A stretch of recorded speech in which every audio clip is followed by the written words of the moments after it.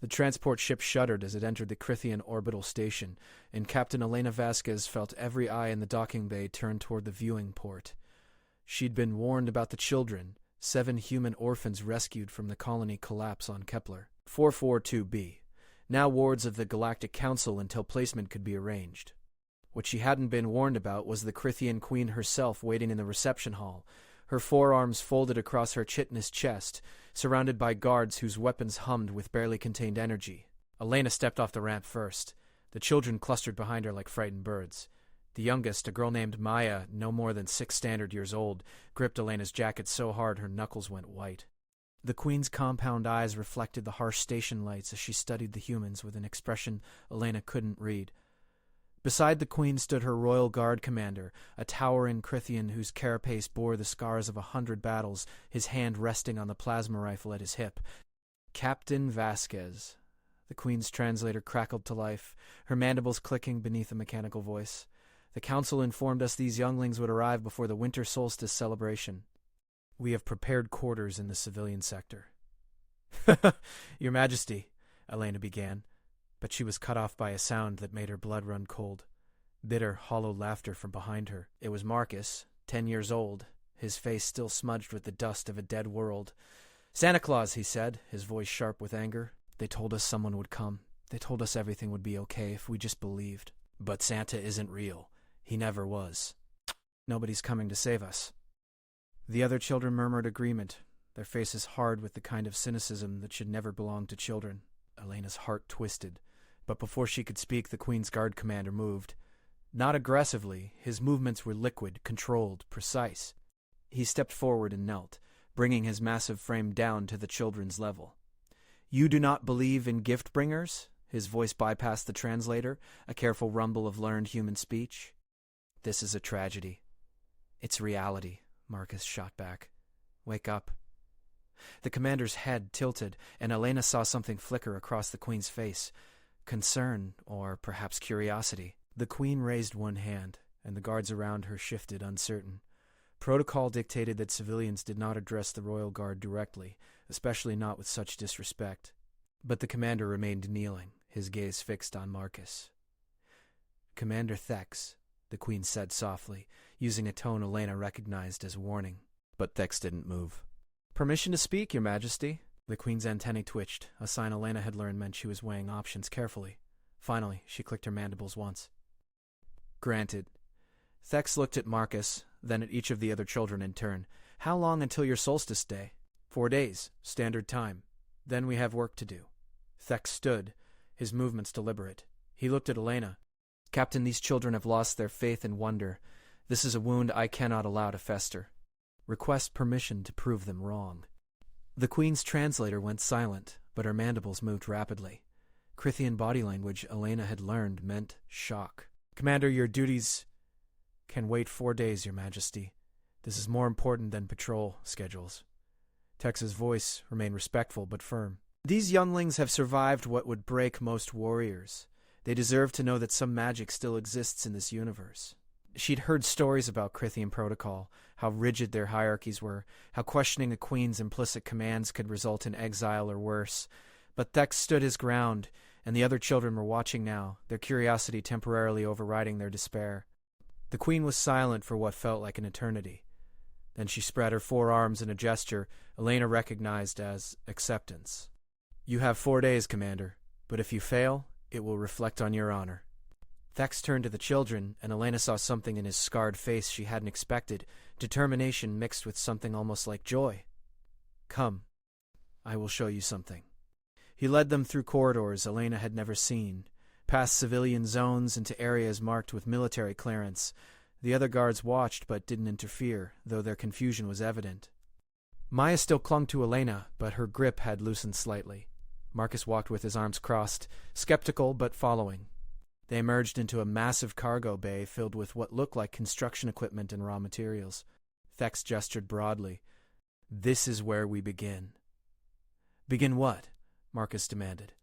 Thex's mandibles clicked in what Elena had learned was a Crithian smile. We will build proof.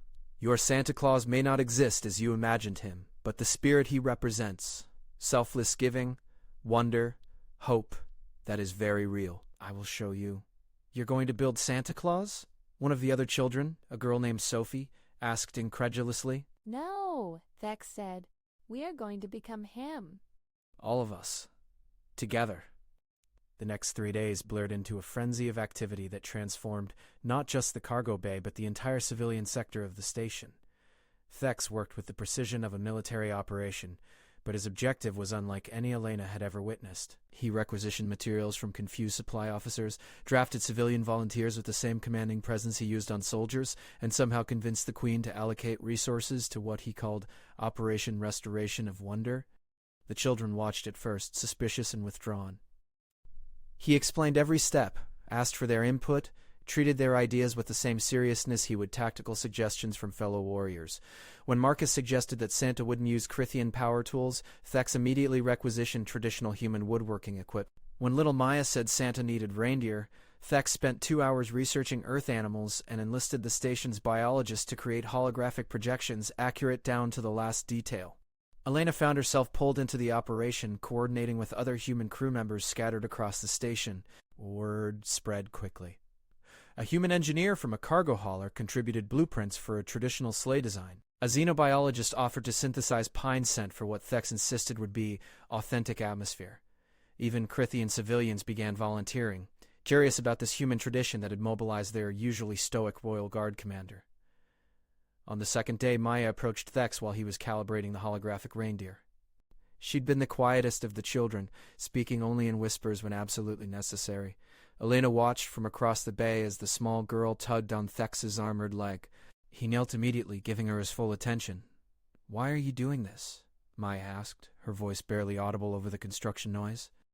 Thex was quiet for a moment, and Elena saw his scarred hands, hands that had held weapons in countless battles, fold gently in front of him. "When I was young, before I became a warrior, my nestmate was killed in a raid. I stopped believing the universe held anything good. I was angry, like your friend Marcus. Scared, like you. My commander at the time, he did something similar to this. He showed me that even in darkness, there are those who carry light. Not because they must, but because they choose to. Your Santa Claus, he represents this choice. And you deserve to know that this choice still exists." He paused, his compound eyes reflecting the overhead lights. "You deserve to believe in something good again." Maya was silent. Then she threw her arms around Thex's armored neck. The commander went very still, his antennae flattening in surprise. Around the bay, work stopped as Crithians and humans alike witnessed the moment. Then, carefully, Thex's massive arms encircled the small human child, returning the embrace with a gentleness that seemed impossible for a creature built for war. After that, the children stopped watching and started helping. Marcus proved surprisingly skilled at painting, transforming raw materials into decorations that captured memories of Christmases they'd celebrated before the colony collapse. Sophie organized the younger children into assembly lines, their efficiency impressing even the Crithian workers. Maya appointed herself guardian of the holographic reindeer, ensuring their movements looked natural and that their virtual harnesses gleamed properly. The Queen visited on the third day, her entourage filling the cargo bay entrance. Work stopped immediately, everyone snapping to attention, but she waved them back to their tasks with one crystalline hand. She approached Thex, who was suspended 3 meters in the air on a platform, adjusting atmospheric processors to create a gentle snowfall effect. "Commander," she said, and her translator carried a tone Elena had never heard before, something almost like affection. You have turned my station into chaos." "Yes, Your Majesty," Thex replied, not bothering to climb down. "Productive chaos. They will expect formal reception, not," she gestured at the controlled pandemonium around her. "Whatever this is, the formal reception is prepared, Your Majesty. This is separate. This is necessary." The Queen was silent, watching Marcus show a Crithian worker how to tie a proper bow. "Explain to me why a Royal Guard commander believes resurrecting an alien mythology is necessary." Thex descended from the platform, standing before his queen with perfect military bearing despite the paint splattered across his carapace. "Because these children have lost more than homes and families, Your Majesty. They have lost hope. They have decided the universe is cruel and empty. If we allow them to carry that belief into adulthood, we create not just orphans, but casualties. I cannot stand by and watch that happen." "You speak of tactical concerns. I speak of honor, Your Majesty. We are strong enough to defend them with weapons. This proves we are wise enough to defend them with something more important."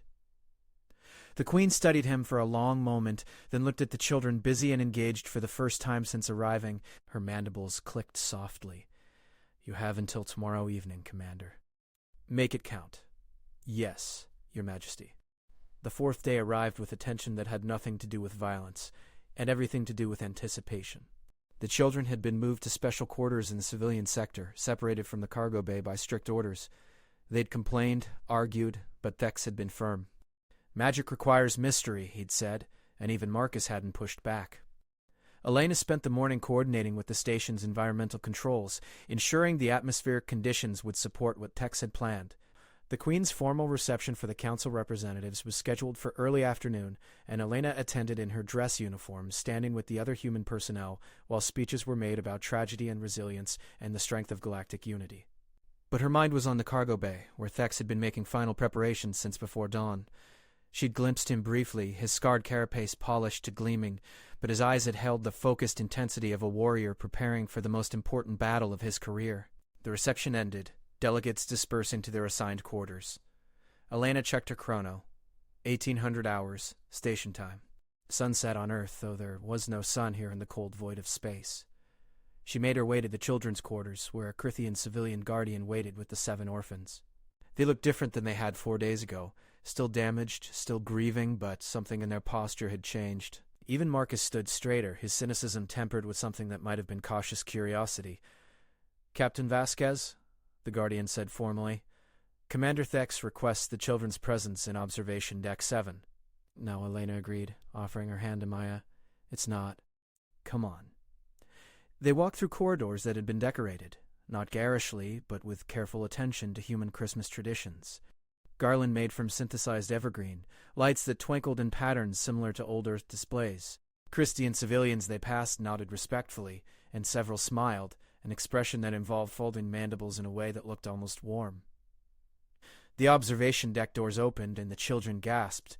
The room had been transformed into something from their memories and dreams. Real snow fell gently from atmospheric processors, dissolving before it reached the floor. Trees created from holographic projections and real synthesized plant matter filled the space, decorated with lights and ornaments. In the center stood a sleigh, full-sized, perfect in every detail, pulled by 8 holographic reindeer whose breath created small clouds in the temperature-controlled air. And standing beside the sleigh, dressed in a red suit tailored to fit his Crithian frame, was Commander Thex. The suit was imperfect, adjusted for his forearms and different body structure, but the effort was undeniable. On his head sat a traditional Santa hat, slightly askew over his antennae. The children stood frozen at the entrance. Behind them, Elena heard footsteps and turned to find the Queen approaching, her own royal guard flanking her, their faces unreadable. Thex stepped forward, and his translated voice filled the observation deck. "I am told that Santa Claus travels the world on this night, bringing gifts to children who have been good. I am also told he keeps a list, knows who has been naughty or nice." He paused, and Elena saw his gaze sweep across each child's face. "I have reviewed your records, the bravery you showed during the colony evacuation, the way you helped younger children reach the transport ships, the way you shared limited resources even when you were terrified and hungry." He walked to the sleigh and began removing wrapped packages, handing one to each child. They accepted them mechanically, still too shocked to react properly. "These gifts are not magic," Thex continued. "They were made by workers on this station, Crithian, human, and others. They were funded by donations from civilians who heard your story. They were wrapped by soldiers who took time from their duties because they wanted to help. This is not supernatural. This is simply people choosing to care about you." Marcus stood holding his package, tears streaming down his face. "But you said you'd prove us wrong. You said you'd prove Santa was real." Thex knelt, bringing himself down to Marcus's level one final time. "Santa Claus is not one being, Marcus. He is an idea. The idea that even in darkness, there are those who will bring light. That even when you have lost everything, there are those who will give without expecting return. That hope is not foolish, but the bravest thing any being can carry." He gestured around the observation deck. "Look at how many people work to create this moment for you. None of them are magical. All of them are real. They are Santa Claus. Every person who chooses kindness when they could choose indifference. Every being who gives when they could take. Every warrior who protects not just with weapons but with wonder." Maya broke first, running forward to hug Thex again, her small package tumbling to the floor. Then Sophie joined her, then the others, until all 7 children surrounded the Crythian commander in a mass of crying, laughing humanity. Thex's forearms spread wide, gathering them in, his scarred face turning toward the artificial snow falling around them. Elena felt tears on her own cheeks. She glanced at the queen, who stood watching with an expression that transcended species, pride mixed with deep, abiding respect. The queen stepped forward, and the children immediately fell silent, stepping back respectfully. She looked at Thex, then at the observation deck, then back at her commander. "You have completed your mission, Commander Thex." "Yes, Your Majesty." "You have also violated 17 protocols, redirected military resources for civilian purposes, and turned my station into what the Council representatives are calling an emotional spectacle." "Yes, Your Majesty." The queen's antennae twitched, and her mandibles folded into what Elena had learned was a Crythian smile. "Well done. Commander Thex will remain assigned to this station for the duration of your stay, however long that may be. He will ensure your transition into whatever future awaits you is as gentle as possible. This is not a request, Commander. This is an order." "Understood, Your Majesty." Thex's voice carried unmistakable relief and joy. The queen approached Marcus, who still clutched his unopened gift.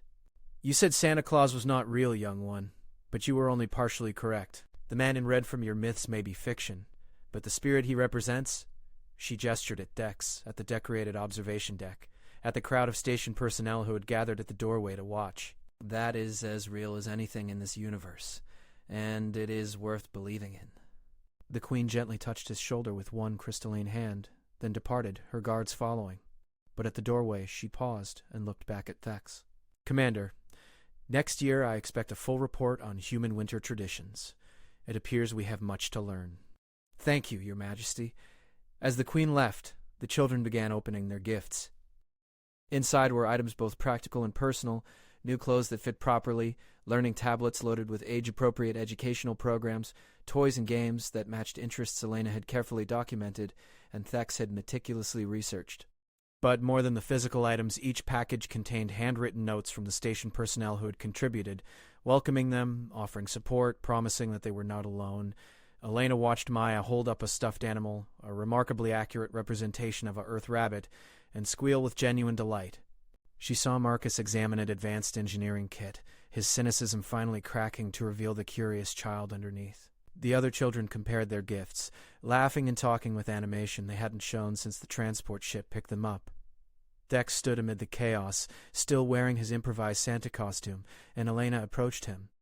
"That was extraordinary, Commander." He looked down at her, his compound eyes reflecting the twinkling lights. "It was necessary, Captain.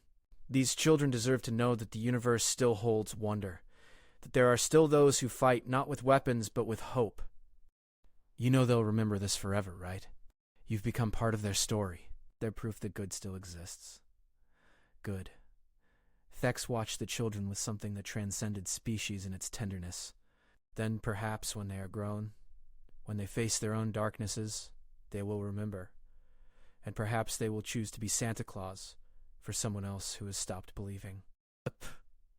The observation deck doors opened again, and more station personnel began filing in, civilians and soldiers, Crythians and soldiers, Crythians and humans, and half a dozen other species. They carried food, more decorations, musical instruments. Someone started playing traditional Christmas carols through the station's audio system, the melodies slightly distorted but recognizable. Maya tugged on Elena's sleeve. "Captain, is it really going to be okay now?" Elena looked at the child, then at Thex, then at the impromptu celebration forming around them. She thought about the Queen's promise, about the community that had rallied around 7 orphaned children, about a warrior who had chosen wonder over protocol. "Yes, Maya, I think it really is." The party lasted well into the night cycle, boundaries between species and rank dissolving in shared celebration. The children taught Crythian soldiers how to string popcorn for Garland, even though the concept baffled them. Elena showed curious civilians how to sing Silent Night, the harmonies strange but beautiful when combined with Crythian clicking mandibles and translated lyrics. Marcus challenged Thex to a snowball fight using the synthetic snow, and the commander accepted with solemn dignity before launching a perfectly aimed snowball that sent the boy into fits of laughter. As the party finally wound down, children falling asleep against sympathetic adult shoulders, Tex removed his Santa hat and looked at it thoughtfully. Elena settled Maya into her arms, the child's new rabbit clutched tight, and approached the commander. "What are you thinking?" she asked quietly. Thex turned the hat slowly in his forehands. I am thinking that I have fought in 17 major engagements, defended 6 colony worlds, and earned 12 citations for valor. But this, he gestured at the sleeping children, the decorated observation deck, the station personnel cleaning up with gentle quiet. This is the most important thing I have ever done. I simply reminded them it was worth having. They will save themselves. I just gave them a reason to try. Maya stirred in Elena's arms, murmuring something about reindeer and snow. Elena adjusted her grip, looking down at the peaceful face of a child who had finally found rest. What happens now, Commander? The Queen said you'd be assigned to them, but for how long? However long they need, Thex said firmly. Whether that is weeks or years. The Queen understands that some missions have no defined endpoint. You protect until protection is no longer needed. You guide until the path is clear. You give until there is nothing left to give, and then you find something more to offer anyway. That's what Santa Claus would say. Thex's mandibles clicked in his approximation of a smile. Then perhaps your mythology was wiser than you knew, Captain. Perhaps it was never about a magical being bringing physical gifts. Perhaps it was always about the choice to be that gift-bringer yourself, to see suffering and decide to answer it with generosity, to see cynicism and meet it with wonder, to see children who have stopped believing and refused to let their hope die. Through the observation deck windows, space stretched endless and dark, stars scattered like thrown diamonds across the void. But inside, warmth and light persisted, carefully maintained by those who understood their value. The children slept peacefully for the first time in months, surrounded by adults who had chosen to care for them, in a station that had become, however temporarily, something like home. And in the corner, still wearing a slightly askew Santa hat, a scarred Crithian warrior stood guard, having learned that the greatest battles are not always fought with weapons, and that the most important victories are measured not in territory held but in hope restored, one believing heart at a time.